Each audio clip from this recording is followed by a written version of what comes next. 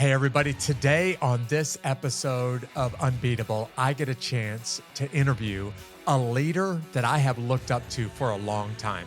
Literally, when I very first showed up to the Army and first became a Ranger, there was a name that people talked about with the highest regard. That guy's name is JB Spisso. And today, I get a chance to sit down and talk with JB and just catch up with him. And there's a moment JB describes in this discussion today where he is strong and tough and has the whole world at his fingertips when it all comes crashing in around him. And he's laying on the floor of his house, spread eagle like a starfish, incapacitated by the pain that he's experiencing. I want you to hear JB's advice on what he does next when he is just wrecked internally because of a divorce. Listen to this buddy of mine, JB Spisso, on this episode of Unbeatable. These stories of triumph over adversity will help you handle your toughest days in life and become unbeatable. All right. Hey, JB, it is great to have you in this studio with me. Thanks for being a guest on Unbeatable, buddy. Jeff, thank you so much. Thanks for having me. I think probably I saw you last, maybe, I don't know, 1994, 95 maybe. So Yeah. you still look great. Thank you. And so do you, man. You look like you haven't Thanks. aged a bit in about Thanks, 27 buddy. years. Yeah, right? You and I got caught up on the phone just a couple of weeks ago. It's been a long time since we connected, man. And it's great to finally get to connect with you online. That's great. I followed you, obviously your career in the Rangers and becoming a chaplain and officer and all that. I thought that was amazing. And then, of course, what you're doing now. I watch your videos there on LinkedIn, and I think it's important work what you're doing. So anything man. I can do to help you, I'm here for you. Thank you. You're the best. So I want to tell everybody a little bit about how we first got connected, because you and we go way, way back together, back to the early days when you and I were both pretty young serving in the Army. JB, why did you decide to go serve in the military in the first place, and why the Army's Ranger Regiment? Wow, what a great question. Jeff, people, if you talk to young people today, you tell them there was life before the internet and they have like no idea what you're saying. Right. They think it was like prehistoric, like dinosaurs were roaming around. And, I was born and raised in Pittsburgh, Pennsylvania, had a very great family, Christian faith. My mom and dad worked extra jobs to put my two older sisters through college. And they, of course, have excelled through life and doing wonderful things. And I just felt that, I wanted to pay for my own college. I don't know why I thought that. And so, went to see the Army recruiter, and, he was like, yeah, 4 years in the Army, I'll pay for your college. I'm like, great. Awesome. Nice. He's like, what job do you want to do? And I'm like, we can pick a job. Like, I didn't have any idea what he was. All right. And he went through my transcripts, went through my fitness records, and saw I was an athlete. So I was a pretty smart kid. And, I tell this story a lot, but it's really funny. He was like, do some push-ups. And I did some push-ups, and he had a pull-up bar across his doorway in his office. He's like, do some pull-ups. I do some pull-ups. And he's like, why don't you become an Army Ranger? No idea what he was talking about. Wow. I was like, what do they do? And he was like, jump out of airplanes. Push-ups and pull-ups. That's basically what they do. Exactly. He's like, jump out of airplanes, blow stuff up. I'm like, sign me up. That's right. Sign me up too. Yep. And Jeff, you live in Columbus, Georgia. I've never been out of my town, my little town in Pittsburgh. And, August 9th, 1984, I land at Fort Benning, Georgia. I could have been on Mars. I had no idea. And you started with, one station unit training at Harmony Church, back to old World War II barracks. I remember then you well. I remember well. Then you went to jump school, and then I went to RIP. Well, it's called RASP now, but back then Ranger Indoctrination Period program. And there was only two. There was 3rd Ranger Battalion was just coming on board. Right. So you went to RIP at your battalion, so you went to Fort Lewis, Washington. And, we show up like 130 guys outside of this compound, and this, Ranger, 2nd Ranger Battalion, RIP instructor walks out and he looks out and he said, "I don't care if any of you make it." And I was like, man, I believed him. Right. And somehow, by the grace of God, like Yeah. it got smaller and smaller and smaller. Uh-huh. And then I made it. And then I got assigned to Bravo Company 2nd Ranger Battalion. And as fortune would have it, my first squad leader was Hugh Roberts, who A ended up being the legend a legend in legend. our community.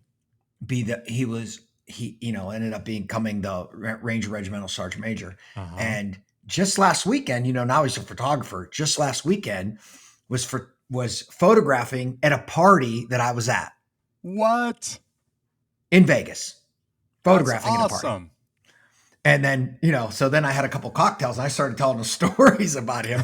They were like, this guy's, all these 100 people, who's who of Las Vegas were at this. And there's Hugh Roberts, is the photographer for that. Yeah. So, that's basically how it came about. And then by fortune, in the regiment, it builds you a little bit.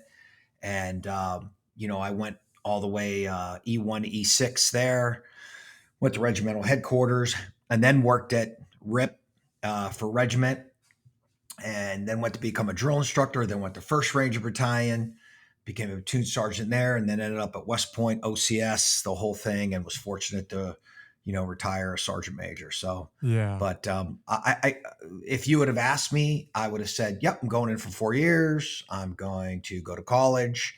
I'm going to teach high school history. I'm going to coach hockey and baseball. Right. That was my plan. And, the military, I'm fortunate to get my college there, and it just worked out for me. So, yeah. Well, let's talk about Hugh Roberts for just a second, because that guy really is a legend. And early in my career, I had a chance to work for him or work with him. And he had a really big, almost my entire career, he had a big impact on me just because of the incredible guy he was. So I'm sitting there imagining in my mind Hugh taking pictures for you or with you at this Vegas event. And you and I know Hugh is the most important guy in the room, but for everybody else, he's just a photographer, doing a side hustle or whatever.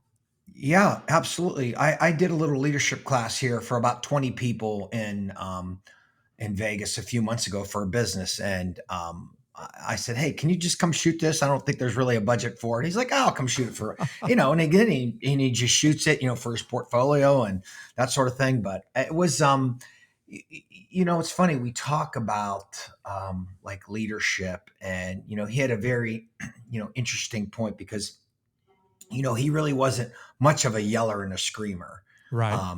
And I don't think I was a screamer. I was probably I was loud though, but I was like a motivational loud. I don't think I was ever, a personality, right? Big personality. I was a motivational loud, but I wasn't ever like a negative loud. And I learned that from him because, he said an interesting thing. He said, because we talk about man, why is that guy that way? Or why is this gal this way? Right. Why are they doing that? And he's like, well, you come in the Army basic training, you get yelled at. Then you go to airborne school and you get yelled at. Then you go to RIP and you get yelled at. So that's all they know. Yeah. And I'm like, that's actually makes a lot of sense. So, yeah, but he really is. Yeah, it was good fortune. He really is the epitome of the quiet professional, the guy in the room who didn't have to raise his voice when everybody respected him. And when he talked, even in a normal tone of voice, everybody paid attention. Everybody paid attention. He could run you into the ground. Yeah. And I just felt that. So, yeah. So it's, he actually, I'll send you a copy of my book, for the photo on the back of my book and on the inside, he took the picture. So he's the one that made you look good. Yep. Yeah. He's the one that made me look good. Right. So. Well, for people that are listening to this show that are not familiar with the military or the rank structure, JB shows up as an enlisted guy, as a private, and he makes it to the absolute pinnacle in the military. And I wonder, JB, it sounds like when you were standing in that recruiter's office, actually doing pull-ups in that recruiter's office, you weren't convinced this is what you wanted to do with the rest of your life. I know what it feels like. I joined the Army, went straight to the Ranger Regiment, thought I'm going to do it for a couple of years. I'm going to get out and then move on to other things. And like you, I never wanted to leave. So Mhm. what changed along the way? Why did you decide, man, I'm going to keep doing this? I really, really like doing this. Yeah. Well, great question, Jeff. It was probably about 2 years. I was already Ranger qualified. I was a sergeant. And I'm like, okay, maybe I can do this Yeah. because every single day in the Ranger Regiment is like a professional sports team. You better show up because Yeah. there is somebody right there. Oh, you're a little bit banged up. How many I can there was dozens of times, I'm sure you did, where you called the medic privately like after That's right. hours to come tape your Snuck in to ankle. go see him behind Snuck when in nobody was because you looking. never exactly because you never wanted to oh my gosh. And I'll circle back, but so when I went going back to the regiment, I was a E7 sergeant first class. Uh-huh. I was going back to the regiment from being a DI. So I went through rope, and on the road march, the RSM was like, Yeah. you better you better win the road march. So I'm like racing this like lieutenant. Yeah. This Who's kid young was and like, strong and got a oh my fresh set God, of legs, right? Out of Yeah. West Point, like 3 years in, Yeah. smart kid, super fast. I'm racing this guy the entire time on this 12-mile road march. And I made it. And when I was done, I wasn't feeling good. So I called the medic. He like came to my house and gave me an IV. I'm like, Right. dude, Yeah. I am not feeling good. That's But right. that But whole part like that. So it was a couple years, circling back here, it was a couple years. And then I felt like, maybe this is something I could do. I found out I was good at it. It was a brotherhood. You felt a part of something. I think the most what I loved about the Rangers was like no one really cares who gets the credit. Like it didn't that's matter right. who Yeah. get it. It didn't Yeah. matter. Like no one really cared about any of that. And I think I like carried that on, through my career. I just tried to, thank yourself last, and just be a good soul and be a part of something bigger than yourself. And Yeah. that's exactly what the regiment is. Yeah. And JB, I haven't had a chance to say this to you lately. So I'm going to pause right now at this point in the show and just tell you, man, thank you for what you did for our country. But whether you know it or not, you had an impact on me from a distance.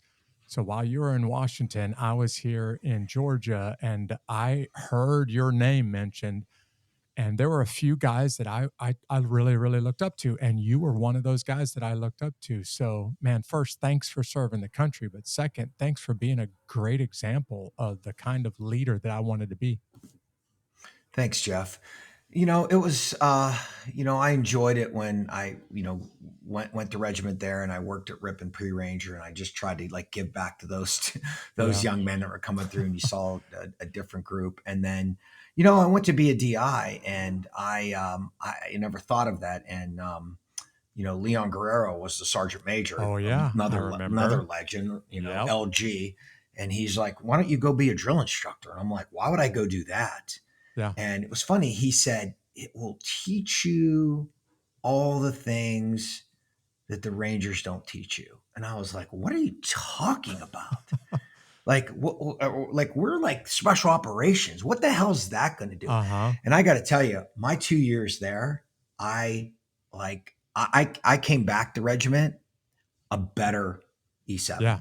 Definitely. I came back better because he was exactly right. Like first thing is I met other NCOs.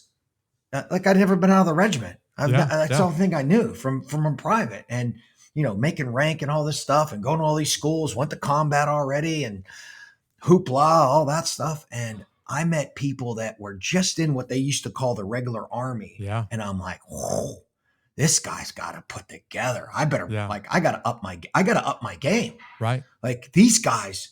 And I learned some humility. Number one, that was the first thing I learned. I learned some humility there. And I became a small unit tactical expert. I bet you did. I thought I was a pretty good marksman. We were in the Rangers. We're the best marksmen. And my drill sergeant partner came from Army Marksmanship Unit. Wow. Yeah, the Yeah. guys that So win the gold medal at the Olympic Games. Yeah, 100%, 100%. right. This guy actually won a gold at the Pan Am Games. Pan Am Games, he won gold, Yeah. and it was funny. He he shot a score of the score was out of 1,000, and he shot a score of 996 out of 1,000 and didn't make the Olympic team. And didn't make the Olympic team. What? Yeah. Holy cow. hmm Yeah. Yeah, that's how good those guys are. They're amazing. Amazing. So when so when I learned after I like shut my mouth a bit and I learned to listen to Joe Dixon, Yeah. I was like I became a better marksman. I just became a better human being. I think, Yeah.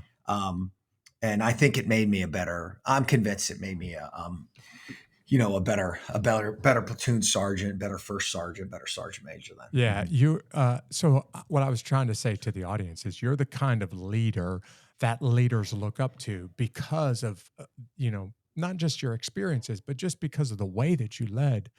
And you're the kind of Thank you, leader that I looked up to. Um, thank you, let's talk a little thank bit you. about family, because hmm for those people that are listening, driving along right now, and they're not really familiar with this brutal operational pace of living in the special operations world like you did for a long time, man, it's hmm really, really hard on families. So, as you're making rank and getting more responsibility in the Army, can you describe a little bit about what's happening with your parents and also, with relationships? Yeah, it's when unless you've done it, people don't realize the sacrifices that the spouse and the Oh families yeah, make. They're serving to absolutely, 100%, 100%. Yep. 100%. And I'm glad that at least like now the medical care on bases and everything, because back in our day it wasn't great, Jeff, but now Right. now it's gotten better. Yeah. Now I take my family to Nellis here, and they're like, wow, this is amazing care. Wasn't always that way, Yep. that. Uh huh. Um, and a lot of times, uh, it's funny because I worked in pro sports. One of the assistant GMs said about the players, he's like, well, they're just a commodity, and I like laughed a little bit, like. Wow. And I'm thinking, and I'm like, well, he's sort of right. And it's Yeah. just, and that's kind of what we were in the military too. Like we understand that. Uh huh. But your family goes along with this experience and it's very, very difficult. And when you're running and gunning, you're in special operations. I was for a decade. You were, of course, longer than that. You're running and gunning. That's the job, Yeah. right? That's it. And so everything takes a back seat. And the sacrifices that my former spouse had to make, Uh my huh. family had to make, was very, very difficult. And we've talked about it. Here you are, you're this shining example of a soldier. Yeah. You got medals and you're tough and you can run and you got a chiseled jaw and wearing a beret, and you can't keep that family together, and it's breaking you inside. And that's what happened to me. And I unfortunately, you go through divorce, and then you're like, wow, is there something on the other side of Right. this? Yeah. Like how can you do this? How can you get to the other side?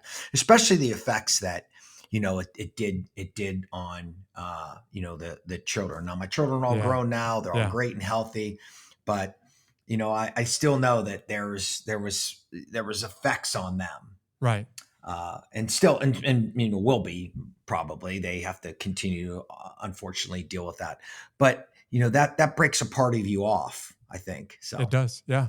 yeah. Well, I ask you this question. We're not going to stay here forever, but I know that there's a guy or a gal who's driving along listening to this episode right now, and they have a lot of demands at work. And they feel hmm like I'm giving work everything that I got, and I'm trying to do the best that I can for my boss. But every time I do that, it feels like I'm cheating my family. And when I'm hmm giving my family my best, it feels like I'm cheating my boss, and I can't hmm win here.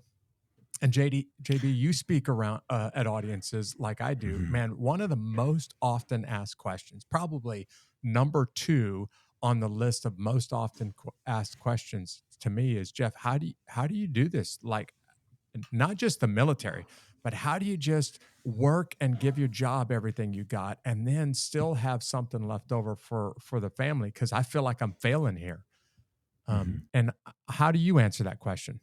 Wonderful question, and unfortunately, I learned this from experience, Jeff, and hardships and trials and tribulations. But you absolutely, if you're listening to this, you're driving along, you absolutely have to put your family first. Your job, your boss, you'll be there. It's what you do. It's not who you live with. And you can still give that a go. You can still be great Yeah. for that Yep. organization, but you absolutely have to put your family first. And if you're a leader and you're not requiring your people to put their family first, you're failing. Jeff, you know this. Remember this old badge of honor in the military, lose and leave. You remember That's right. that? Yep. October would come around and Yep. I got more than 90 days. I lost 15 That's right. days. Remember Yep. that? The Yep. old the old badge All, of honor. uh, Go of ahead. not Yeah. spending time with your family was a badge of honor back in those days. Yep. Badge of honor. And the military, I don't know if the same policy, but you can only keep like 90 days of Right. leave, Yeah. Jeff, something like that. Yep. And if it was over, you lost That's it. right. They take it away from you. And I remember a major in the Rangers gloating about it, Oh, that's crazy. gloating about it. He's like, I lost 17 days. And I was like, I wanted to say, and I remember the colonel looking at him like, Yeah. you are so dumb. Yep. Like the colonel looked right at him, and Right. I'm like, oh my gosh, like here it goes. Yeah. The colonel bit his lip. He probably grabbed him afterwards, but I'm like, and if you're in a private organization or something, and you're not taking that time for your family, you're failing. Yeah. Um, and yeah, don't make the mistake I did. Yeah. So I just want to repeat JB's words because I couldn't agree more. He's saying you must put your family first. And JB, I've talked to a number of military families on this Mhm. podcast, and I tell every one of them, man, I cannot say enough how much I respect. I have the greatest respect for military families because of the Mhm. sacrifice they make. And almost nobody knows just how hard it is to be Mhm. married to a warrior or to have a parent that's a warrior, and all that you're going to have to give up as they defend freedom and as they, keep your country safe. Like, few people, you and I get it, but few people get a chance to see firsthand Mhm. the price that a family has to pay. And sometimes that price is too high and they just can't do it. Yeah.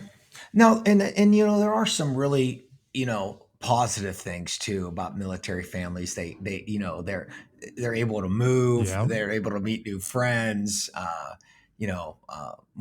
My kids got to grow up at West Point, and they loved that. Like so, it was there are some very Yeah. positives, but there's the strain. There's the strain because you're around so many high performers. Everybody in the Yeah. military is high performers, They're and amazing. especially if Yeah. you it's amazing, and especially if you're in special operations, you work at West Point, you work at some of these key assignments. Uh-huh. Now they're uber high performers.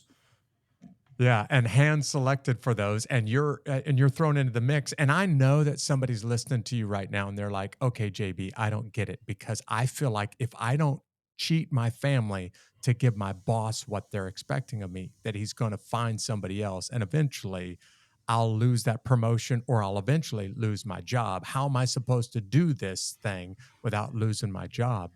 And I hope what people heard you say was don't let it become your identity. And what you do is important, but it doesn't need to define you. So could you just talk to that person that fear is the reason why they're given work? They're losing time away from their family that they don't have to lose because they're afraid somebody else at work is going to catch up or pass them if they don't.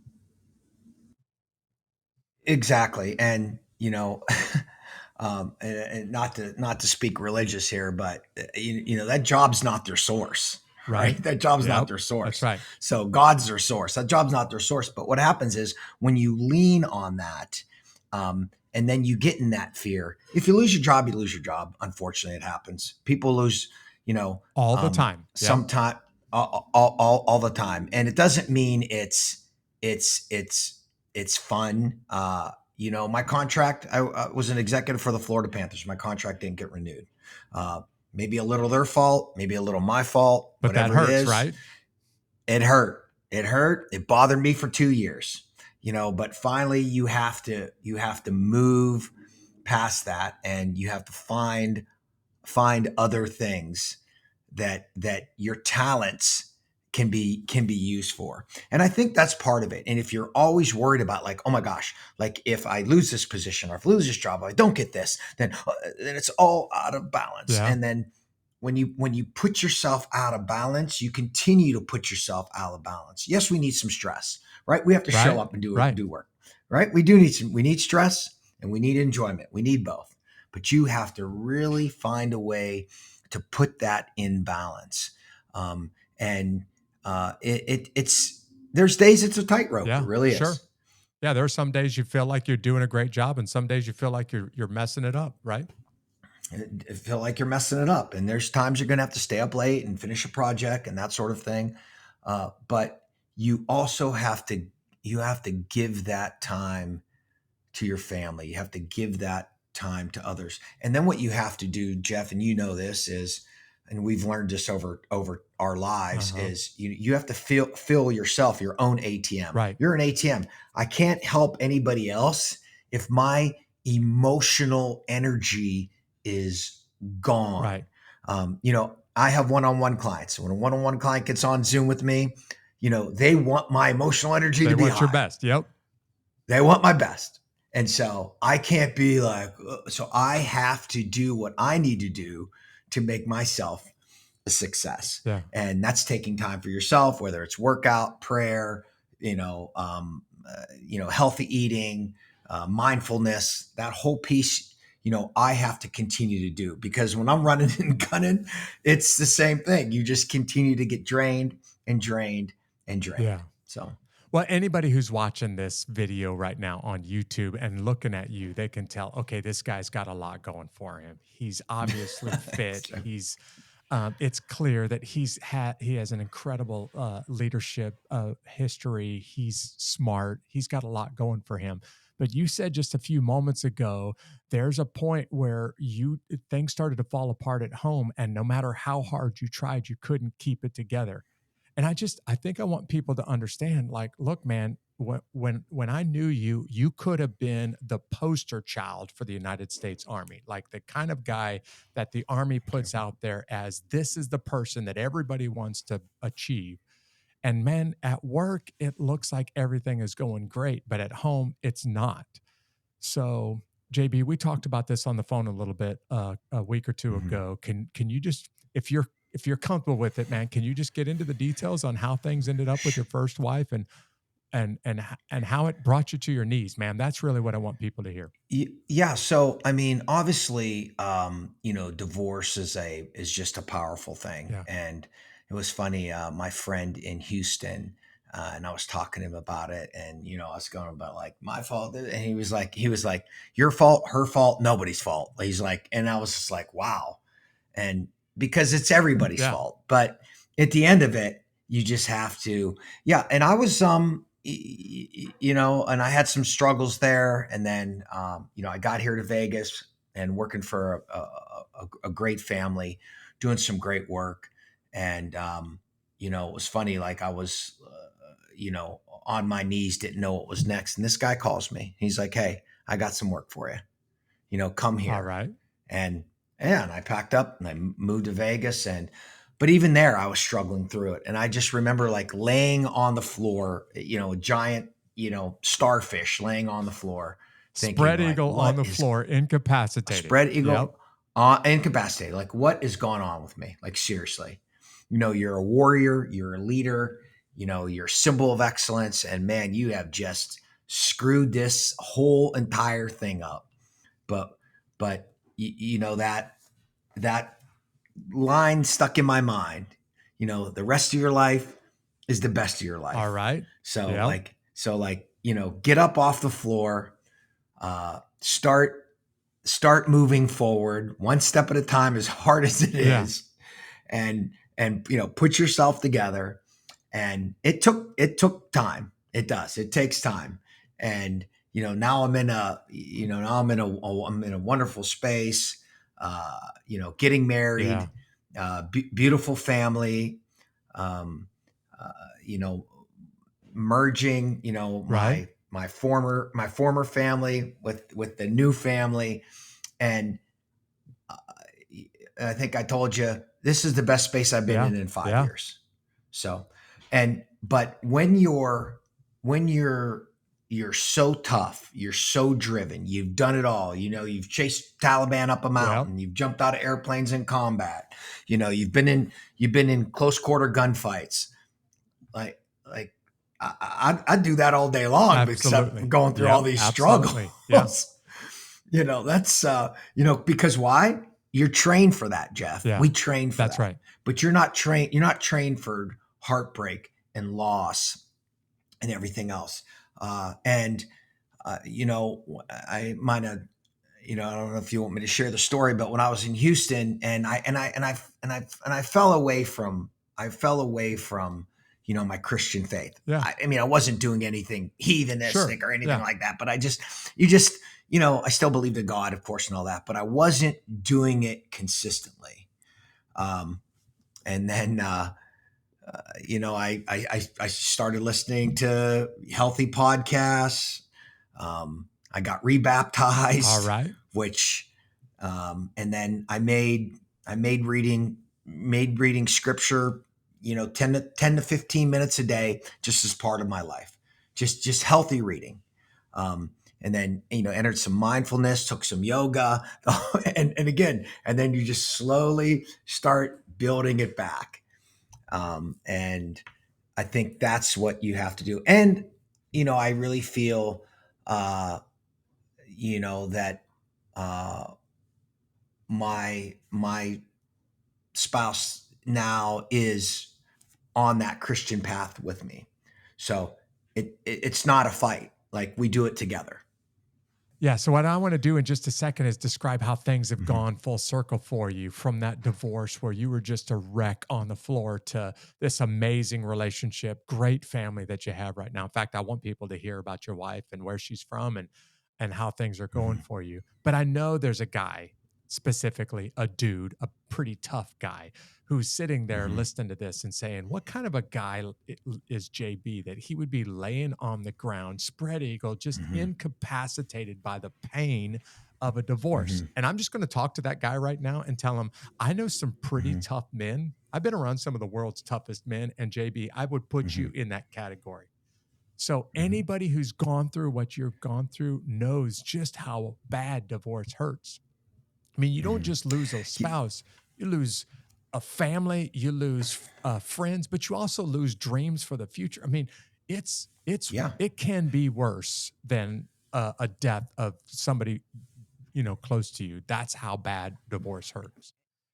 And Jeff, it's the judging from others that you feel, that I felt. Yeah. That's the guilt that I took. The judging, like, everybody's judging me. What a loser, what a train wreck, what this, that's what seared my soul, because I was pretty much always a good dude. Right. Like, you're the guy that everybody looked up to until this, right? I don't think there's a lot of people that even if I was like tough on a soldier, I don't think, but I always looked out for people. I don't think there's people who'd be like, hey, he's a loser, jerk. No, right? What you see is what you get. So I was pretty much that, Captain America type person. I didn't smoke, didn't drink, healthy kid, that sort of thing. And I think it's important. And I told you, my one friend from West Point, one of the coaches, they were here, playing in a tournament, and he texted me. He's like, hey, you going to come see us? And he doesn't even know this. I made up some excuse. I can't go, the whole thing. Yeah. But I didn't want him to see me like that. Yeah. I didn't want him to see me a shadow of my former self. Right. So, what do? You hide out, right? You hide out. And that's what happened. And, I think once you become, once you become real with your feelings Yeah. and understanding, then you can Right. start building it back. Yeah. Yeah, so anybody who's been through this, they know firsthand just how bad divorce hurts. But for those that Mhm. have not gone through it, that are sitting there, throwing rocks or thinking, I got it all figured out. Look, it can Mhm. happen to anybody. Marriage takes two, and it can happen to Mhm. anybody at any time. And you don't even have to do anything wrong. The other partner in the Mhm. relationship can just say, "Hey, I'm out," and then it's Mhm. over with. And now, Mhm. JB, you're in a really deep hole, and I love the Mhm. fact that you're willing to describe for everybody, hey, I had everything in the world going for me, and this rocked me. And now I got this long, slow, hard climb out of this hole. And you talked a Mhm. little bit about friends being there for you, but describe a little bit more what it took to really climb out of that hole to the point that you were willing to go out with friends and no longer feel embarrassed or ashamed of what people would think about you. Yeah. So, and I'm always, I would recommend to somebody, get some professional help, go see a counselor, Absolutely. that A sort of hundred thing. percent. Yep. Lean on something that you can lean on. And for me, I reaffirmed my faith, which helped. And, I'm not trying to make this like, oh, reaffirm your faith and Yeah, and you'll it'll all get be better, because roses. it'll all be roses. It's not that way. Like, so don't take me like that way, right? But you have to like slowly put yourself back together with your health and fitness, your faith, your resilience, learning some mental toughness, whether it's counseling, Yeah. meditation, yoga, um, gym. And it was funny, I would show up at this CrossFit place, Veni Vidi Vici, and the coach, Boris Sapone, great guy. Like, he knew I was struggling, even though on the outside I didn't look like it. Outside I was put together. He Yeah, you knew could probably I was look in your struggling. eyes and see it, right? Hmm. And when we were doing the warm ups, he would always say, "Hug yourself. Give yourself a big hug. Give yourself a All big right. hug." And I would hug myself, and I'd be like, and I always say, "Thank you, coach," like that. "Thank you, coach." And Yeah. he knew, like, I just needed that from Yeah. myself. Yeah. That hug yourself. And you chip away at it, you chip away at it, you chip away at it, you chip away at it. And then and then what do? You find yourself, a person. If you're fortunate enough, like I was, find yourself a person that, has belief in you, has trust in you, brings this power to you. And you can build a healthy relationship from there. Yeah. um, but it's like you know crafting a sculpture. It's just a big giant piece of rock, and you have to just chip, chip, Yeah. chip, brush, brush, brush. That's a great You know, image. you you know, Yep. you, yeah, right. You can't take a sledgehammer to it. Right. It's not going to work. Yeah. So. And I hope people are hearing you say when you're at this point and it hurts so bad that you are Hmm. literally not metaphorically, that you're laying on the Hmm. floor and you don't know where Hmm. you're going to get the energy to get up. At this point, Hmm. you really have two choices. You can stay there, and you can stay there for a Hmm. long, long time, or you can Hmm. start chipping away at the rock. And I mean just Hmm. making very little gains, like get off the floor and sit on the couch. All right, now get off of the couch and get yourself up and start doing something productive. But Hmm. you really only have, and I hope everyone that's listening right now that's gone through or is going through that kind of pain hears you really only have two choices. You can stay there, Hmm. or you can just start chipping away at the rock in really, really small ways, chipping away. And Hmm. eventually, maybe something beautiful comes out of that, right? Exactly. And the thing that I did strategically, Jeff, which was, looking back, like a home run for me, is I didn't medicate myself anyway. Yeah. Didn't drink Like, yourself no or take alcohol, pills to didn't make it drink all go away, myself, right? or, because you can go to the counselor and they'll give you an anxiety Oh, pill. You yeah. want some anxiety? And remember, and she asked me, she's like, "Do you want anxiety medicine?" I'm like, "No." Like, no, Mhm. I don't want any of that. I want to And work through I'm it, like, not just push the pause exact button. I want to work through it. 100%. And, let's make a healthy smoothie. Let's Right? find our way through that. And you start that chipping away. And it's a restart. And here's the thing is that what a lot of people don't understand, military and professional athletes are so similar because we generally do not do very well outside of our game. Yeah. It's absolutely. We can do well, but it's a very difficult transition. Yeah. Actually, I think like the athletes today and military today are doing maybe better because we allow them to be themselves now in there. But when we were in there, you had to be this way, not that way. Yep. Like what? Only as soon as one you talked kind of about person like survived. Yep. Yeah, as soon as you talked about like, oh, maybe someday I'll be a chaplain, they're like, oh, you're not dedicated right. enough, Stuker. You're out of here. Go to the, right? So, and the same thing with athletes. I remember a 2-time Stanley Cup champion, our captain, and he was sitting there and he was talking about he had like 2 years left. And he played. And he had a great career, smart kid, went to college, Canadian kid, but went to college in the U.S. The whole thing.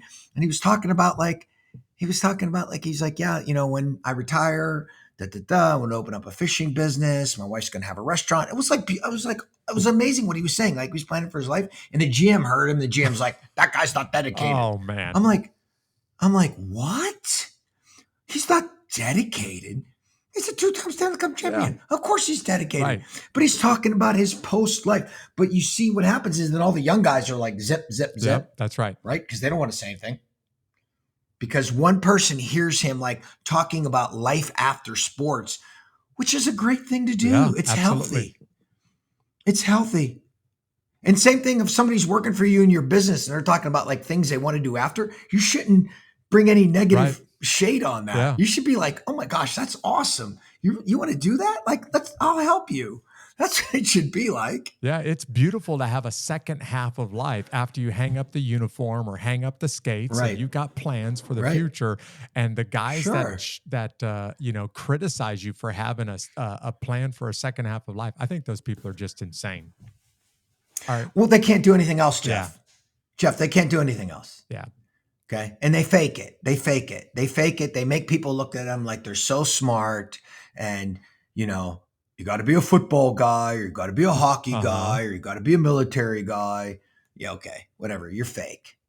So, so I want people to know, I don't want us to stay here. I want people to hear how you got up and you started chipping away at the rock and digging yourself out of that hole of divorce. And then something really beautiful, really, really beautiful came about of it as a result of it. So let's talk about your wife, your family. Let's talk about where things are with you now. Yeah. So met a beautiful woman and, we just continued, putting our relationship together, and it took time. It takes time like anything else, and able to, put our life together, live in one home, and reaffirm our Christian faith together, and then just continue to rise. And I'm fortunate to, mentor, a young teen now, in our home. All right. And I'm actually, I wanted to be that, history and English teacher. I'm actually doing history and English now at a high school level. Yeah. So it's pretty amazing doing that. And it just takes time. And I've learned a lot on, how to continue positive communication, because that's the key. Because you're exactly right. It takes two. You have to communicate. You have to talk about the good. You have to talk about the bad. And you have to, and what we really try to do is every single day in the morning and at night, put our faith first place and do it, even if it's quick, even if it's quick. Like how sometimes do you do people that? think like, what does that look like for you and your wife, you and your family? We our evening meals we have together. So we pray at that. All right. So we definitely, it's, it's the, I don't know if you heard this, but it's the old Jewish, and I'm Italian, obviously, but it's old Jewish analogy is like, pray, eat, Father tells a story, right? That's that's like the Jewish family analogy, and it's been working for thousands of years. Yeah. It's been working pretty damn well. Right. Yep. And so we do that, right? We pray, we eat. I tell a story. Telling a story. Yeah. So I tell a story. And the good thing is I have 30 years of all these old stories to tell. Yep. these old stories to tell. So it's like so funny. I told one today about, when we used to go to that, jungle operations Yep. training course in Panama, like Totally remember it. so you tell all these funny stories but you bring that together. And in the mornings, it's 2 or 3 minutes, right in front of the slider, given, being thankful. And at nighttime, 2 or 3 minutes being thankful. Set the day off right, and then remember, the blessings in the end of the day. Sure. And I just think and I think sometimes people they get, they're like, oh my gosh, I have to do it so structured and everything else. No, you don't. Just take a minute and put it together. And just be yourself, right? Just be natural. 100%. Be yourself, be natural. And it's, a lot of my friends, I go to some dinner parties, and we went to one the other night, and my friend, Patricia, she was like, looked over to me, and there were people of all faiths there. She was like, would you like to give the blessing? I was like, absolutely. Yeah. And everybody put their hands out. And, all right. Just off the top of my head, I gave a, 15-second blessing. So, but, and I think that just brings some positivity in life and continues to be positive. And you know what I really like about having, a wonderful teen in the house now, they are so non-judgmental than we were growing up. Yeah.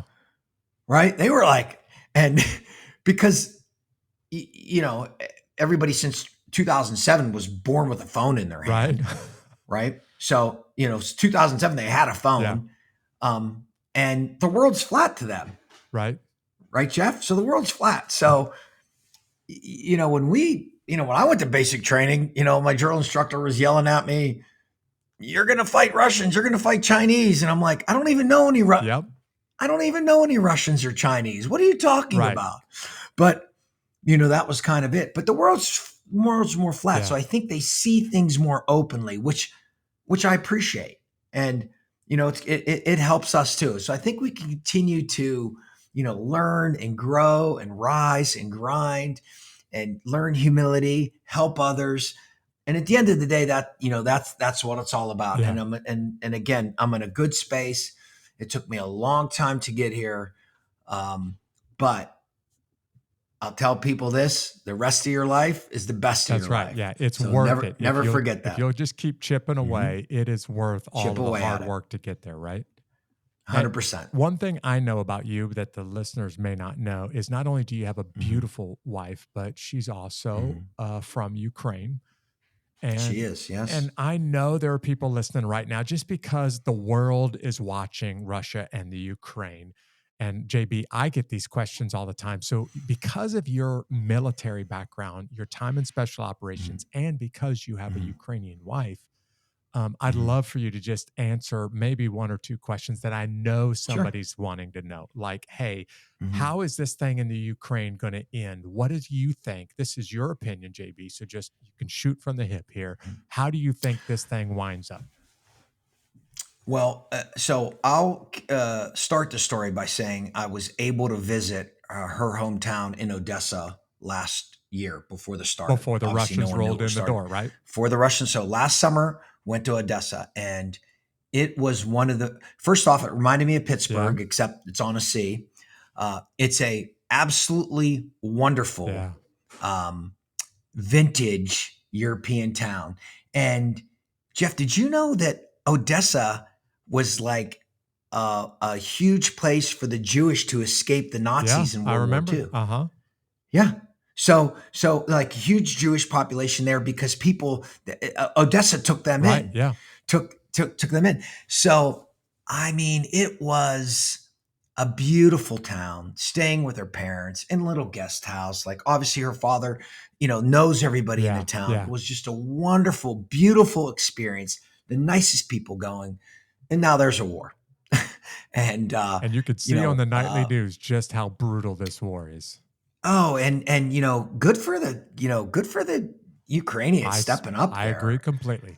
Stepping up, getting Zelensky. Zelensky's the modern day Churchill, I think, stepping up there, giving it back to them. I think Putin, this is my personal opinion. I think Putin all along was, he was basically a KGB thug. That's what he was. And, he got a little shortcut to excellence. Uh-huh. Everybody do your history. And now he's a billionaire KGB thug. Yeah. So, Who just happens to be running a major world power. yeah.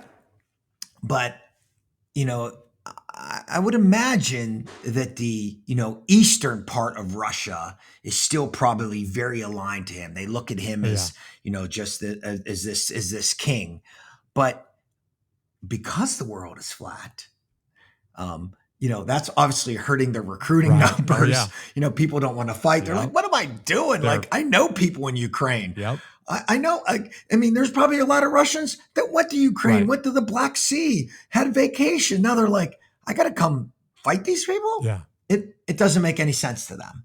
I don't want to say we should have a peace deal, but that's probably the easiest way out right now, because you just don't know what he's up to. Probably the current administration wants regime change, but like anything, regime change is a hard business. And it's messy. Usually it's bloody. messy. It's messy. It's very blunt. Exactly. It's messy. It's hard to do. It's easy to kill the enemy. Yeah. Okay. It's hard to establish new leadership. Okay. It didn't work in Iraq. Afghanistan, there you get what you get. So it's very difficult. If I was calling the shots right now, I'd probably try to find some peace deal, push him out. They've taken some losses. They've taken their lumps. Yep. He's got to at least have, Putin's got to show some face, like he has some type of victory. Yeah. Who cares? Let him have a propaganda victory. Because, if you don't do regime change and he does get replaced internally, you might get a worse guy. Yeah. That's the thing. Right. That's right. You might get somebody worse. So, I feel so sad for the Ukrainian people, for seeing them. Yeah. I feel so sad for the Ukrainian people and what's happening. And I hope that we continue to assist them at, smashing their forces, especially that Wagner group. That Wagner group are those Chechens. Those are their killers. Yeah. So that's a group we have to smash. So hopefully we're somehow doing that. Yeah. Well, I think a lot of people are trying to figure out what Putin does next. I've been asked this question hundreds of times, and my answer is no one on the world, I don't even think in the Russian government, can predict what Putin does next. But I also think there's a lot of people worldwide that want to know, will this thing spill over and affect me? And I don't mean just the price of natural gas or oil. I mean, like, is it going to make my life miserable? Can it somehow spill over to Europe or Asia or North America or Africa? Is it going to turn global? How would you answer those people? Well, let's hope it doesn't. So let's say he uses a tactical nuke. Okay. Let's say he uses a tactical nuke, which is horrible. Then what? What's our response? Right. It's going to be nothing. We can't respond, but he can drive us to the peace table right there. And he can say, I'm taking Ukraine. And that's the way it's going to be. So, there are some, when Russia fell in, help me the year here, 93 maybe? What was that year? When the Berlin Wall fell? When the Berlin Wall went down? 91. Thank you. I was a few years off there. There was some peace accords that said, NATO won't expand, right? That sort of thing. And NATO kind of did expand. And they did, yep. Yeah, NATO kind of did it. So, Putin can say, well, you said that back then, now you're kind of changing it, that sort of thing. And then I think when he did take Crimea, then he was like, you know what, maybe I can get away with this. Maybe Ukraine I can thing. just flex my muscles. We really didn't shut more. him down. We didn't, maybe we can just take it back a little more. It was obviously Russia to begin with. I think I think when, Trump was the president, who's a bit crazy. I think Putin was maybe a little bit worried about him. He's a little bit of a wild card. Right. So I just think now, that Democratic playbook, I think for him is a little bit Yeah. easier to read. Right. Right. He didn't know the playbook under Trump because I don't think anybody did. So Yeah. that sort of thing. So uh, I think what we have to get to, and I mean, unless you're going to commit U.S. forces, do you really want to do that? Right. So Yeah, and I don't know anybody who really wants to do that. I mean, would it happen? Could it happen? Perhaps, but does anybody want it to happen? No. we just had 20 years of war, Yeah. Jeff. Yeah. Like seriously, like we're dealing with all the effects of that. You're dealing with it, I'm dealing with it, Yep. and all the all the wounded veterans, the Gold Star families, Right. everything out. We had 20 years of war. So Nobody's rushing to that's get been a into lot. another one. Nobody is in a hurry to get into the next one. Yeah. Exactly. Hey, JB, I want to wrap this. I got a couple of last minute questions Sure. for you. I want to wrap this up in just a moment by giving you a chance to talk about the leadership consulting you do and warrior leadership. And because you're a guy that really does have life experience and military experience, and you've been led by some of the greatest leaders on the planet, and you have had the Sure. chance to lead some of the greatest guys and gals on the planet. So let's talk Yeah. about JBS Leadership Consulting. Sure. So, when I retired out of the military, Jeff, 2010, I hung my guns up. I never went back to it. And there were people actually in the military. My friends were like, wait, you're going to do leadership consulting full time? What are you, crazy? You're not going to make any money at that. La, la, like, I'm like, well, thanks for being so positive thanks for your me. encouragement. Thanks for your encouragement. And I didn't want to go back and be a gun bunny. I didn't want to do contracting. And listen, if you're a guy that went and does that, my good friend Paul Johnson, Paul, legend, like Paul Johnson's done that and done really well for himself. And great, if that's something you want to do. It's not what I wanted to do. I didn't want to go back to that life, and I just chipped away at it and became a professional, leadership coach, leadership speaker, consultant for leadership, resilience, mental toughness. And what I did find was, we're spoiled in the military because Jeff, every time we get promoted, we go to a leadership school. We go to this school and we're like, what the hell are we doing at this school? And then all of a sudden we're like, wow, that was pretty good. Yeah. And we go to all these schools, or every rank we get promoted. And then I was fortunate to work at West Point for almost a decade. And every time there was a class, I went to it. So I learned even more. And actually it was a professional hockey general manager said to me, he's like, hey, you're pretty good at this. And I was like, pretty good at what? He's like, this leadership thing. He goes, I watch all these guys look at you. They don't pay attention. They don't pay attention to anything. This is Glenn Sather, who's a hockey Hall of Famer. He's like, these guys don't pay attention to anything. And they were like listening, hanging on to every word. And I'm like, all right, wow. And so, it kind of started, and that's how it goes. And, unfortunately, I have one-on-one clients, but businesses, professional sports teams. And so I do that consulting and also help people with like strategic initiatives. And what I found is I'm, especially that, Jeff, that mid-level manager that's trying to get to SVP. Yeah. That's kind of been my sweet spot, helping that young man or young woman that's like, there's a guy there. Move, right? I want to make that move. Yeah. What can I do? And the modern day college really doesn't teach that. They teach academics, which is great, but really don't teach, how to implement others, lead others. Yeah. And it's two things. It's IQ and EQ, emotional quotient. Right. And you have to have that. And I think the military teaches you emotional quotient because we deal with such a melting pot of people, right? From just all walks of life. And you learn things about others. And then from that, I wrote a book, Warrior Leadership. There's no war stories in there. So if you're looking for a war story, that's not it. But it talks about my military experiences. A lot of times I messed up. A lot of stories about the Rangers. It's kind of fun. But after each chapter, there's 3 takeaways that you can highlight and that sort of thing. I'm getting great feedback on it. So it's been out for a couple of years now. So it's a very easy read for folks. So if you're a leader, a manager, a coach, you want to help yourself on success, it's great to grab this book. It's a 2-hour read. You can read it on a plane flight. You're ready to go. And So, warrior leadership is not written to the military. So if somebody's hearing you right now and they want to pick up a copy, where do they get it? oh, they can get it right on Amazon or my website. Okay. Yeah. So Warrior Leadership by JB Spisso. My website is jbsleaders.com. You can follow me on Instagram at JB Spisso. And if you're driving, we'll put all of those links to his book and to his website in our notes for this episode. Hey, one thing that I like to do with the guests this season is just so people get to know the kind of guy that you are and get to know you a little bit better. One quick fun fact question for you. So, hypothetical, let's say that you got a free day. I was asking guests if they had an hour, but let's imagine you got a day, JB, no work, no responsibilities at home. You can go anywhere you want. You can do anything you want. You've got a full day to just do whatever you want to do. What would you spend the day doing? Where would you go?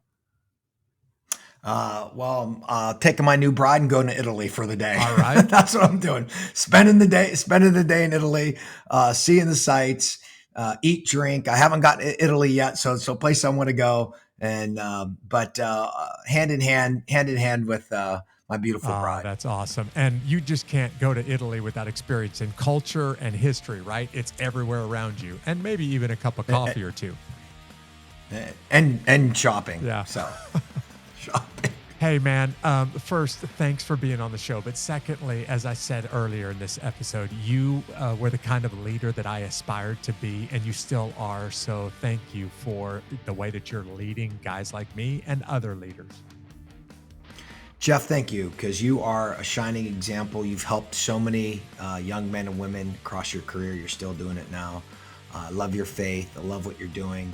And I appreciate you as much, if not more, than your kind words to me. So thank you so much, and God bless you, and keep it going. And if I get to Fort Benning, I'll look you up. Sounds great. And if I come out to Vegas, I'll do the same, man. Hey, there it is. JB is so encouraging. He's so inspiring. And I took away a couple of things from what he said today.